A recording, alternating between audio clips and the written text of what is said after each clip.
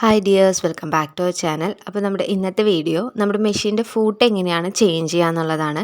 അപ്പോൾ നമ്മൾ കഴിഞ്ഞ ക്ലാസ്സുകളിൽ ഇൻവിസിബിൾ സിബും അതുപോലെ പൈപ്പിംഗ് ഒക്കെ ചെയ്യുന്ന വീഡിയോസ് ഇട്ടിട്ടുണ്ടായിരുന്നു. അപ്പോൾ അത് കണ്ടിട്ടുള്ളവർക്കറിയാം നമ്മൾ വൺ സൈഡ് ഫൂട്ട് യൂസ് ചെയ്തിട്ടാണ് അതെല്ലാം സ്റ്റിച്ച് ചെയ്തിട്ടുണ്ടായിരുന്നത്.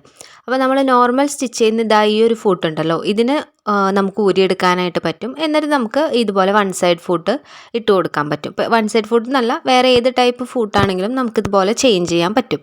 അപ്പോൾ അതെങ്ങനെയാണ് നമ്മളിത് മാറ്റിയിടുക എന്നുള്ളത് ഞാൻ കാണിച്ചു തരാം കേട്ടോ. അപ്പോൾ നമ്മുടെ ഫൂട്ട് ഇതാണ്. ഇതിൻ്റെ സൈഡിലായിട്ട് നമുക്കിവിടെ ഒരു സ്ക്രൂ കൊടുത്തിട്ടുണ്ട്, കണ്ടോ. അപ്പോൾ അത് നമുക്ക് ഊരിയെടുക്കണം. അപ്പോൾ അതിന് വേണ്ടിയിട്ട് നമ്മൾ മെഷീൻ മേടിക്കുമ്പോൾ തന്നെ നമുക്ക് ഇതുപോലത്തെ സ്ക്രൂ ഡ്രൈവേഴ്സ് ഒരു വലുതും ഒരു ചെറുതൊക്കെ കിട്ടും.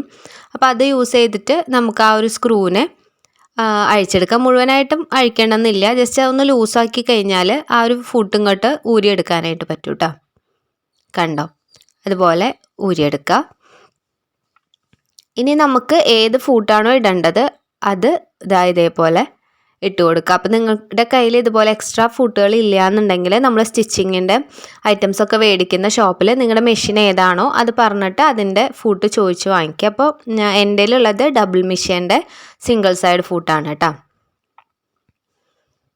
കണ്ടോ. പിന്നെ നിങ്ങൾ ചെയ്യുന്നതിൽ എന്തെങ്കിലും മിസ്റ്റേക്ക് ഉണ്ട് അല്ലെങ്കിൽ കറക്റ്റ് പൊസിഷനിലാണോ എന്ന് അറിയണം എന്നുണ്ടെങ്കിൽ ഇതേപോലെ ആ നീഡിൽ കറക്റ്റ് ആ ഒരു ഹോളിൽ കൂടെ ഇറങ്ങുന്നുണ്ടോ എന്നൊന്ന് ചെക്ക് ചെയ്യുക.